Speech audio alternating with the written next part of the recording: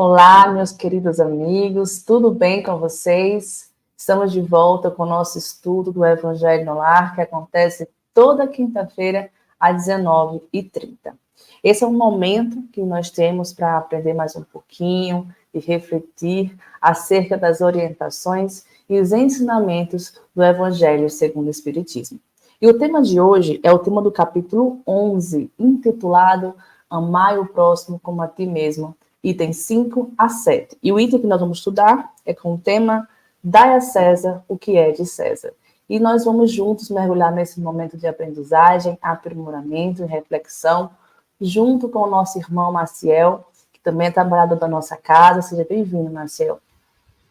Muito obrigado, Aline, mais uma vez aqui junto com vocês. Que a paz do Senhor Jesus esteja sempre em nossos corações. Pois bem, vamos nesse momento nos colocar aqui, lembrar de colocar o nosso copinho com água, ou a garrafinha com água, para que os nossos irmãos espirituais possam estar fluidificando a nossa água. E nesse momento, vamos fazer a leitura do item 5 a 7, tá? Vai ficar com o Maciel. E em seguida, Maciel, pode ficar à vontade para trazer as suas reflexões, tá? Então, para quem já tem o Evangelho em mão, acompanhe conosco o capítulo 11, mais uma vez, item 5 a 7. Pode ficar à vontade, Maciel. Mas antes a gente faz a prece inicial. Muito bem, muito bem. Vamos fazer a nossa prece inicial antes de iniciarmos o nosso estudo. Pois bem, vamos nesse momento, meus queridos irmãos e irmãs, elevar os nossos pensamentos a Jesus, rogando ao Pai a sua presença, a presença também dos amigos espirituais que certamente estão aqui conosco, nos amparando, nos intuindo e nos protegendo. Querido Mestre, se faça presente nesse momento, onde juntos estamos aqui buscando a nossa evolução, o crescimento, e possamos levar a tua mensagem para mais corações, e que assim seja, graças a Deus. Amém, graças a Deus que assim seja. Então vamos Agora sim, Marcelo.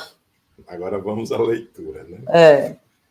O capítulo 5, aliás, o item 5, né, com o título Dai a César o que é de César. Isso. Nos traz as citações do Evangelho inicialmente. Os fariseus, tendo-se retirado, entenderam-se entre si para enredá-lo com as suas próprias palavras. Mandaram então os seus discípulos, em companhia dos herodianos, dizer-lhe: Mestre, sabemos que és veraz e que ensinas o caminho de Deus pela verdade, sem levares em conta a quem quer que seja, porque nos homens não são considerados as pessoas. Dize-nos, pois, qual a tua opinião sobre isto? És-nos permitido pagar ou deixar de pagar a César o tributo? Jesus, porém, que lhes conhecia a malícia, respondeu: Hipócritas, por que me intentais? Apresentai-me uma das moedas que se dão em pagamento do tributo. E tendo-lhe eles apresentado um denário, perguntou Jesus: De quem são esta imagem e esta inscrição? De César, responderam eles. Então observou-lhes Jesus: Dai, pois, a César o que é de César e a Deus o que é de Deus.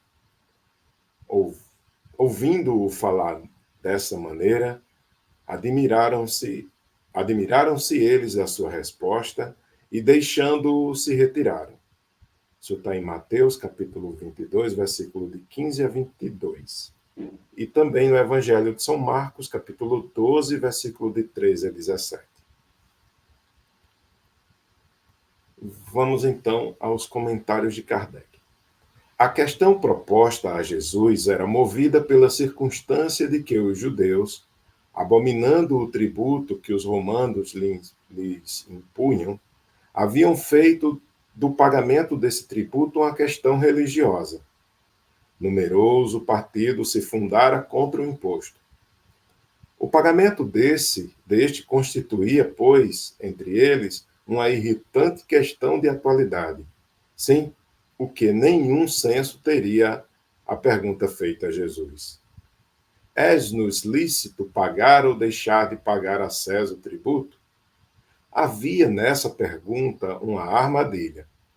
Contavam os que a formularam poder, conforme a resposta, excitar contra ele a autoridade romana ou os judeus dissidentes. Mas Jesus, que lhes conhecia a malícia, contornou a dificuldade, dando-lhes uma lição de justiça, com o dizer que a cada um seja dado o que lhe é devido. Esta sentença, dai a César o que é de César, não deve, entretanto, ser entendida de modo restritivo e absoluto, como em todos os ensinamentos de Jesus.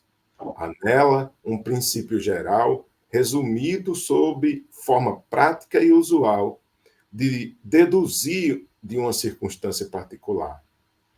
Esse princípio é consequente daquele segundo o qual devemos proceder para com os outros, como queiramos que os outros procedam para conosco. Ele condena todo prejuízo material e moral que se possa causar a outrem, toda postergação de seus interesses. Prescreve o respeito aos direitos de cada um, como cada um deseja que se respeitem os seus. Estendem-se mesmo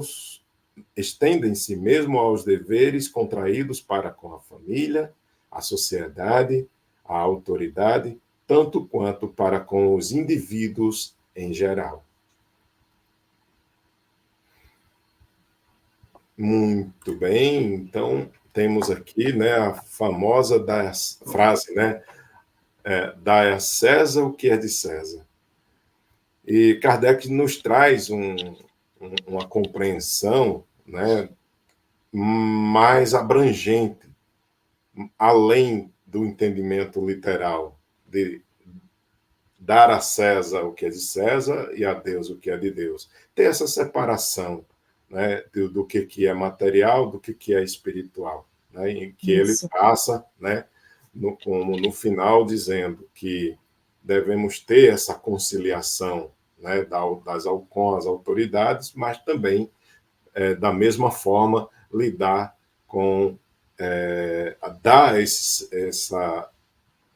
de nós também, essa doação, esse tributo, né, à família, à sociedade, de uma forma assim, e como de um todo, de uma forma geral, para com todos. Posso também até compreender, como todos os ensinamentos de Cristo, ele traz essa possibilidade de entendermos que, uma vez aqui encarnado, devemos ter essa conciliação da nossa vida material com a vida espiritual. Não dizer que uma é melhor que a outra. Eu vou priorizar a minha vida espiritual, a minha vida material. Vou viver num templo apenas orando e esquecer minha família.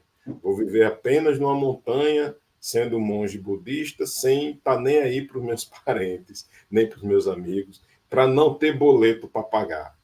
Então, assim, essa frase nos chama à realidade em qual nós estamos inseridos, porque é através dessa realidade em que podemos estar num trabalho, exercendo as nossas profissões e com essas ações de labor, poder exercer também o companheirismo, a benevolência nas relações que a gente tem de atrito no trabalho, por exemplo, com a família, com os amigos, no esporte. Então, toda a nossa vida material ela tem que estar recheada de conteúdo moral e espiritual para que tenhamos, claro, uma felicidade terrena, né? E Jesus aproveitou desse momento em que ele estava, como diz, né, numa armadilha, porque se ele dissesse que não era para pagar o tributo, agradaria aqueles judeus dissidentes, porque eles tornaram pagar tributo uma questão religiosa também. Os judeus que lideravam da época, e aqueles que não gostavam eram um partido político que era contrário. Se Jesus dissesse que era para pagar os impostos, esses iam ficar com raiva. Se Jesus dissesse que não, aí os romanos iam ficar com raiva de Jesus, ele ia ser perseguido de todo jeito. Ele aproveitou para trazer um ensinamento, claro, de forma literal, ele deu um cala-boca nos dois sentidos, né? De dar a César o que é de César e a Deus o que é de Deus, e com isso traz esse ponto de que concilia também a nossa vida espiritual com a nossa vida material. É interessante, né? Esse estudo que nós estamos fazendo agora. Dai a César o que é de César. Esse item 5, ele é extremamente importante, muito, muito importante, né? Não somente na questão material, como o Evangelho nos diz, né? Aquilo que é do Espírito, e aquilo que é de Deus, aquilo que é do mundo, né? Então, nesse primeiro momento, nos traz uma interpretação óbvia, dizendo assim, olha, aquilo que é do mundo fica no mundo, né? Pertence ao mundo, e aquele que nos faz evoluir, aquele que nos faz crescer em espírito, né? É de Deus. Então, no item 6, ele já vai além, né? Jesus vai muito além, porque ele ainda nos diz assim, ó, precisamos ter equilíbrio, né, em nossas vidas. Porque nós estamos no mundo, mas nós não somos do mundo. Né, Marcelo? Então, nós também precisamos ter responsabilidade, cumprir com as nossas obrigações, cumprir com os nossos deveres, como, por exemplo, com a sociedade, com os nossos familiares, com o trabalho, né? Mas não esquecendo, claro, de cumprir com os nossos deveres, com os nossos compromissos com Deus, né? Porque não chegamos a Deus sem cumprirmos com os nossos deveres, principalmente para com o próximo, né? Para com a nossa família. Tem mais algum comentário, Marcel? Você lembrou bem assim esse entendimento da separação literal, assim. O que é do mundo, o que é divino é divino. Uma vez que a gente está inserido, por exemplo, apenas no mundo, a gente acaba esquecendo do conteúdo moral que devemos carregar para se relacionar no mundo, só nos itens materiais. Por Isso. exemplo, eu preciso me alimentar, mas para me alimentar, eu não posso conquistar esse alimento de qualquer jeito. Tenho que conquistar esse alimento de uma forma moralmente aceita. Sim. Com as pessoas com que eu me relaciono. E como eu consigo essa forma moralmente aceita? Claro, pelas relações que nos regem. Né? E uma das coisas que molda essa relação é a religião, é a ligação nossa com Deus. Quando eu digo a religião, não a entidade religiosa, mas a ligação com Deus que temos. Que nós já carregamos essa lei divina, segundo o livro dos Espíritos, não lembro a questão, que já está dentro de nós. É bem no começo do livro, né? Não lembro o número exatamente da questão. Então, assim, é que agora eu fiquei pensando qual era o número da questão, se era bem no começo mesmo. Sim. Mas assim, essa possibilidade da gente ser moldado pelo conteúdo moral de Jesus nos traz, nos dias de hoje, a melhor e mais tranquila forma de relação. Eu digo a melhor e mais tranquila porque ela é pautada pelo amor fraterno. Uma vez que antes, né, ali no tempo de Moisés, que era a lei de Talião, meu Deus, era muito difícil as relações. A qualquer momento você poderia ser vítima de uma injustiça. Não que hoje a gente esteja livre disso, porém, o fator histórico mostra que nos dias de hoje temos mais bondade que naquela época, após os ensinamentos de Jesus Cristo. E ele nos colocando que, para que tenhamos uma vida material abundante, abundante de tranquilidade, abundante de felicidade, não abundante de recursos materiais, que não quer dizer que a abundância de recursos materiais traga felicidade plena, pois tantos ricos que no leito de hospital, né, gostaria de não ter nem dinheiro, mas de ter mais tempo para com os seus familiares. Então, assim, ter esse equilíbrio entre o mundo material com a moral divina que nos é apresentada através de Jesus, nos dá essa forma simbionte, assim, essa forma que junta as duas coisas. Uma vez que a gente, alimentados desse amor fraterno divino, quando diz assim, dai a Deus o que é de Deus, nos faz pensar em Deus, nos faz pensar, claro, em Jesus, como é o trato dele para com os outros, e os outros, a gente sempre aponta assim os outros como o nosso irmão material da terra, ou como nós espíritas, né, entendemos também os outros, né, do plano espiritual. Entendemos que, sendo tudo filhos de Deus, como Jesus olhava os romanos, né, também como filhos de Deus, apesar de eles serem opressores, perversos, porém, Jesus tinha um olhar de compaixão para com eles também. Não só para com eles, mas para com doentes, com prostitutas, como nós conhecemos. Então, esses ensinamentos de olhar para toda a criação divina com esse olhar fraterno nos molda uma relação pacífica.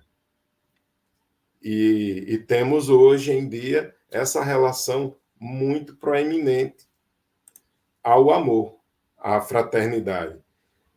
Embora que haja, sim, os equívocos, né, de uns que, como vamos olhar, às vezes, dá a César o que é de César, ou seja, olhar para o material ser algo muito palpável, assim, mas real, porque a gente vê, por exemplo, o dinheiro saindo em tributos, né?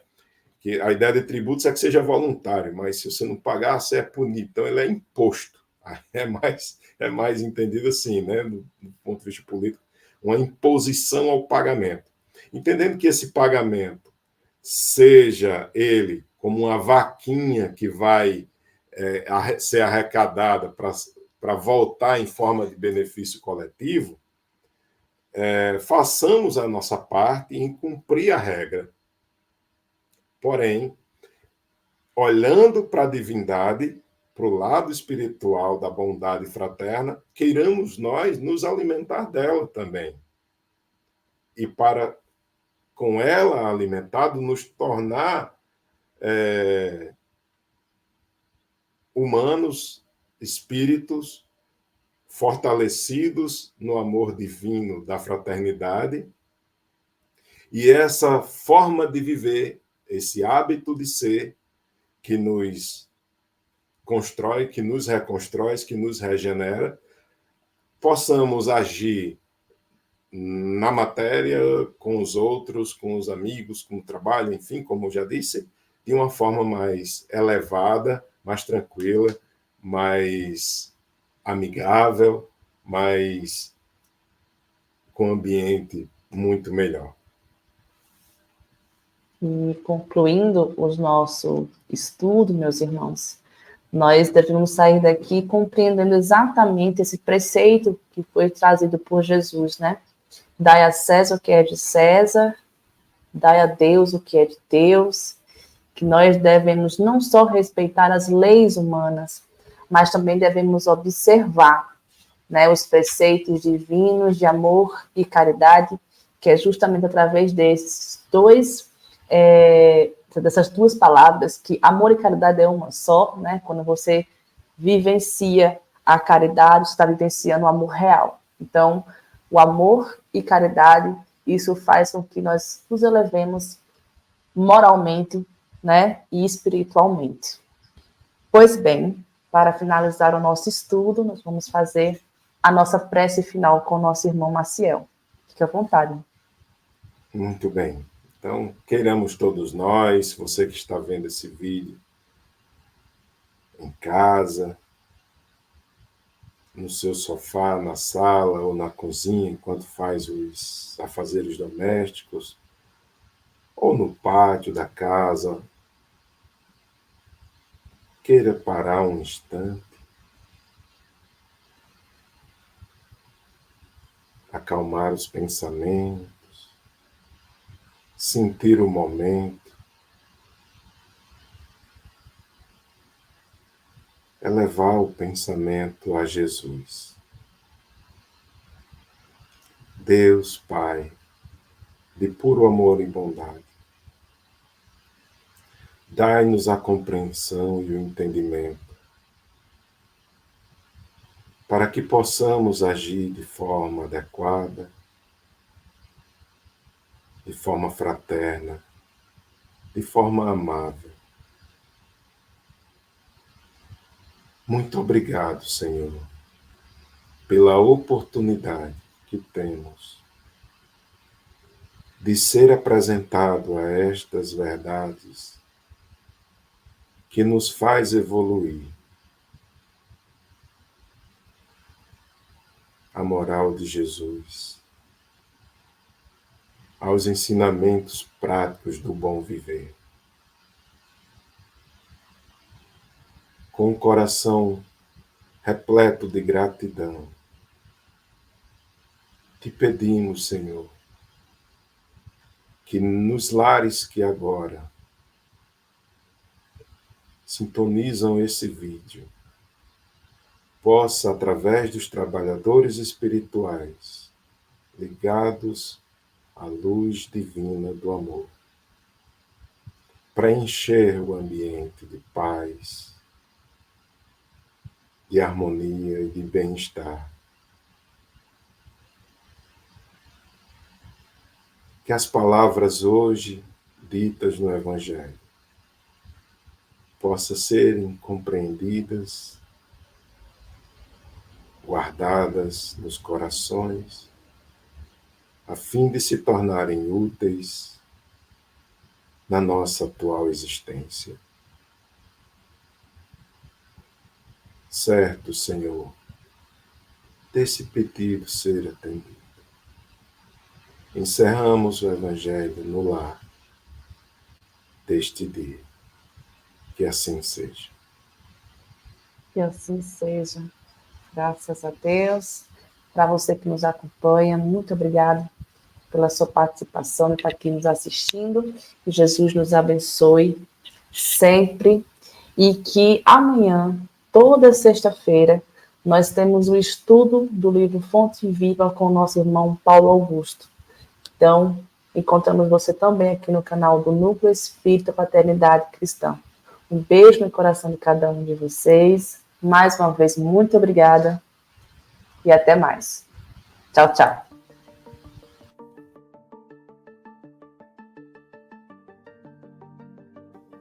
As vitórias das questões ilegais são utópicas. Deixam paladar de amargura. Injustas, ferem os outros, não podendo beneficiar realmente a ninguém. Quem edifica sobre terreno alheio termina por perder a construção. Nunca será justa a alegria conseguida no rio de lágrimas alheias. Cuida bem das tuas causas e luta somente quando tiverem o apoio legal e se firmarem nos alicerces da moral.